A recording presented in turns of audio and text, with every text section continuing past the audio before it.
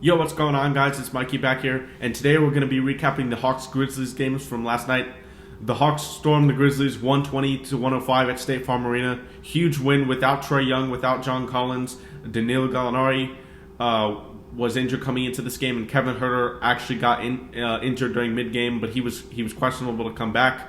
But he was able to return, and even without these guys and with those injuries, the Hawks were still able to maintain a double-digit lead really throughout this entire game.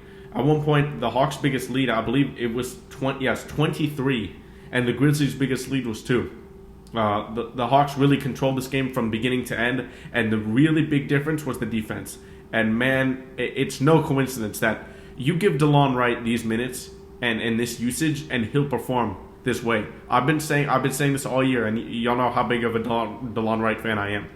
If you give this guy the usage and you give this guy the minutes, he can produce on a nightly basis. He's not going to go star. He's not going to score 20 points every night. But even Nate McMillan said at the end of the day, Delong is our utility man. Sometimes he's an elite defender, but sometimes he'll be used strictly for defense. Other times, he'll need a play make. But when you want him to score, or when you give him the ball and give him some usage, he'll score, and he showed that tonight. Started off by hitting three out of his first 3 threes in the first quarter, and he didn't stop there. He finished with 18 points. So huge game from Delong Wright. By far, probably his best game of the season impact-wise. It wasn't his best game scoring-wise when he scored a 20 against the Knicks, but Delong Wright defensively. I mean, can you say anything more?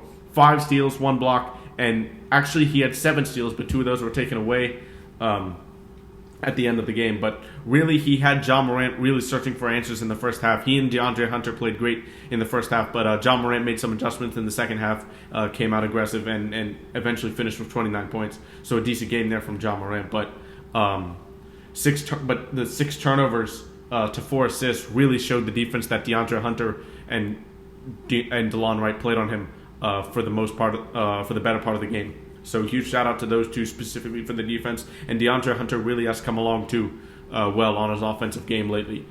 But really the main offensive focus last night, Bogdan Bogdanovic. I was at the game, and Bogey has been missing shots a lot short lately.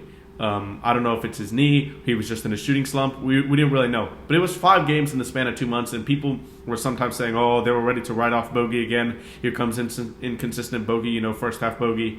But no, Bogdan Bogdanovic gets buckets. That's what he does. He's a scorer, and he showed that tonight. 30 points in just 30 minutes, 9 to 15 from the field, 5 to 6 from 3. Shooting slump is over. He was passing as well. He was going off the pick and roll and looking to shoot and looking to score. And that's what you want from Bogey. He also got to the line 8 times. So aggressiveness from Bogey there. So he didn't lose his confidence after that shooting slump, and that's what you want to see out of a shooter. But the Hawks really didn't slow down at all this game. They shot 46% from 3 and 49% from the field, while the Grizzlies shot 46% from the field and only 36.4% from 3. So the Hawks didn't slow down at all, and they got out to a 19-point lead, a 20-point lead in the first half even. So this was a Hawks game all the way, and even without Trae, the defense looked so much better, and the ball movement was actually more, believe it or not. I know Trae is a master at getting those assists and finding the right person who needs the ball, but really today everybody seemed invested into ball movement, or last night everybody seemed invested into moving the ball around, spreading the wealth, and that was awesome to see. But the main thing was the defense. We didn't have to hide Trae Young on defense, and don't get me wrong, Trae Young, this team needs Trae Young. I mean, we'd probably be a lottery team without Trae Young. But on the defensive side of the court, you can see a difference when the Grizzlies only score 105 points. They actually only had 48 points at halftime. So huge defensive performance from the Hawks last night. For the Grizzlies, Jaren Jackson Jr. started off really strong in the defensive end. 2 blocks in the first quarter, and John Morant started the game off bad, but ended the game well with 29 points. But those 6 turnovers and only 4 assists definitely hurt his performance. Grizzlies only had 4 players scoring double digits, and they didn't really let Steven Adams dominate either. 11 rebounds for Steven Adams, but Clint Capella and Onyeka Okongwu really controlled the paint in this game. So shouts out to those two. But we'll move on to the box score, starting with the Grizzlies. Jaren Jackson Jr. in 24 minutes, 15 points, 2 blocks, 1 steal, 1 assist, 6 rebounds.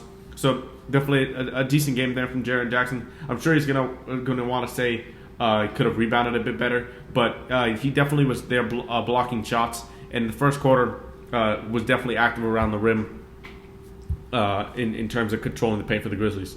Dillon Brooks in 26 minutes, 11 points, 1 block, 1 steal, 1 assist, 4 rebounds, 5 of 13 from the field, 1 of 4 from 3. So not that great of a game from Dillon Brooks there. Steven Adams in 30 minutes. And as far as Dillon Brooks, Hawks really limited his impact on the game. And he's one of those players that if he has a big impact on the game, the Grizzlies will probably win that game. So shouts out to the Hawks for doing that.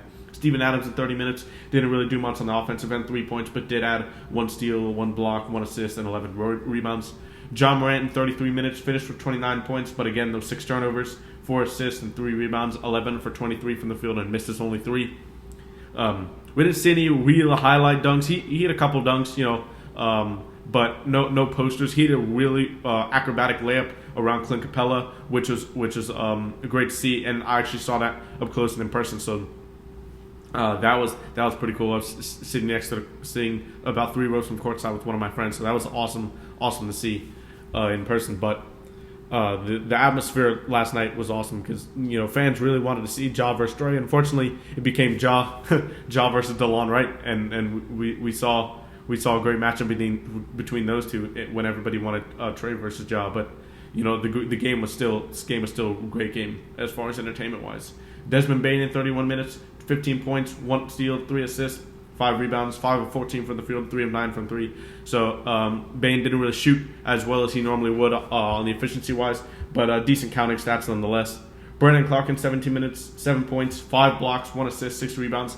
So Brandon Clark and Jaren Jackson Jr. really controlled the paint for the Grizzlies as far as rim protection and shot blocking. So good game on that end by those two. Kyle Anderson in 22 minutes, 9 points, 1 steal, 2 assists, 4 rebounds. Not much there. Tyus Jones in 12 minutes didn't do anything, and DeAnthony Melton in 21 minutes, 5 points, 2 assists, 4 rebounds, and then 3 fouls too in those 21 minutes. So not a great game from the Grizzlies bench, and nobody on the bench for the Grizzlies scored double digits. That's really what you want to see. The team effort on defense on the Hawks was exceptional, and the rest of the Grizzlies just played in garbage time when they emptied the bench. Danilo Gallinari for the Hawks, 30 minutes starting for John Collins, 11 points, 3 assists, 4 rebounds, 4 of 12 from the field, 1 of 3 from 3. So not the most efficient night from Gallo, but a decent game nonetheless. And you're going to really see Gallo going to have probably more consistent games with him getting a consistent starting role for pretty much the rest of the season with John Collins out indefinitely, unfortunately. Look for Gallo to be more consistent. DeAndre Hunter in 30 minutes, great game. 14 points, 1 block, 1 steal, 3 assists, 5 rebounds, 5 of 13 from the field, 1 of 3 from 3. And he's been playing really well as of late, averaging I think over 2 weeks 17 points per game around there, and always playing that great defense that he brings. So huge shout out to DeAndre Hunter for stepping up after a lot of people were saying he might not be that good after that stretch of play. But huge shout outs to DeAndre Hunter for stepping up when Trae, John Collins not available. Clint Capella in 28 minutes, great game. 18 points, 1 block, 1 steal, 2 assists, 7 rebounds, 9 of 10 from the field. Capella shooting 9 of 10 from the field, huge improvement for what he normally does. 18 points. I mean, he was everywhere, and he only had 1 block, but he was controlling the paint, contesting every single shot that the Grizzlies took in the paint. So great game from Clint Capella. Delong Wright in 32 minutes, 7 of 11 from the field, 4 of 6 from 3 for 18 points, 1 block, 5 steals, 6 assists, 3 rebounds. Filling up the stat sheet like he normally does. He actually played the most minutes on the team tonight, so that's awesome. And this was a guy who Nate McMillan said he might take out of the rotation. So he really showed that he gets his minutes, he can produce, and if they give him more usage on the offensive end, I'm sure he can put up close to double digits nightly. So I think we really should do that from Delong. If Delong can hit 2 threes, get his couple steals here and there as he always does, and play that great defense every night, that's more than enough from a backup point guard. So with Delong Wright playing well recently as of late, hopefully that's a good sign going into the play-in or the playoffs if we get there. Kevin Huerter, 31 minutes, not a great game. 2 of 11 from the field, 0 of 6 from 3 for 6 points, 7 assists, and 3 rebounds. He's been struggling a little bit lately with his 3-point shot, but overall he's had a string of decent games before this one, so I'm not too worried about Kevin Huerter there. Onyeka Okongwu, 19 minutes, had a good game as well. 8 points, 9 rebounds, 1 assist, 3 blocks. So definitely filling up the stat sheet in those 19 minutes, and he also had some great rebounds. And this is 2 games in a row where you've really noticed Okongwu's aggression on rebounds. In between maybe like 3 Grizzlies players, he'd be grabbing offensive rebounds and defensive rebounds. So that's huge. What you want a young player in that motor to have success at their position with grabbing rebounds and blocking shots. So that's awesome. That's what you want to see. Lou Williams in 14 minutes, 2 of 7 from the field, 3 points. So not a great game from Lou there. For 5 points, actually. But Bogdan Bogdanovic in 30 minutes. 30 points, 3 steals, 3 assists, 2 rebounds, 5 of 6 from 3, 9 of 15 from the field. Shooting slump is over. Bogdanovic is back. He just gets buckets. And he was really aggressive going to the rim tonight a lot for layups as well. 7 of 8 from the line. And also got a flagrant foul in there as well. So that's what you want to see. You know, Bogey's known as a shooter more than anything, but if he can get going to the rim, and that'll open up his 3-point game even more. So great job from Bogey for being a versatile scorer. And if we get this Bogey and this DeAndre Hunter and this Clint Capella and Onyeka Okongwu along with Trae Young, and if Delong Wright can produce off the bench, I mean the Hawks will be set going down this final stretch and maybe come into the play-in hot and hopefully advance to the playoffs. Timofey Luwawu-Cabarrot, 2 games in a row now for TLC with some productive minutes. So shout out to TLC, 7 points, 1 assist, 5 rebounds in 21 minutes. So good game from TLC there. But overall, this was just a masterful game for the Hawks. I mean, only turned the ball over 9 times to the Grizzlies 16. The Hawks had steals. The Hawks had 12 steals and 6 blocks in the game, and that's something you don't normally see. I mean, you get Delong Wright all these minutes, he's going to get those steals racked up, and that just shows the active hands that the Hawks had tonight, and they knew that they were playing a good team in the Grizzlies, and they showed up even without their superstar player playing. So the Hawks now move on to Sunday to play the Pelicans. We now have a chance to go 36-35 on Sunday, get over 500. And we'll see if the Hawks can do it. I mean, the Pelicans have been playing well as of lately in the second half, so it's definitely not going to be a cakewalk. But as of now, Trae Young is questionable to play. John Collins is not playing, but we'll see how that game goes. But I'll probably be doing a recap for that game.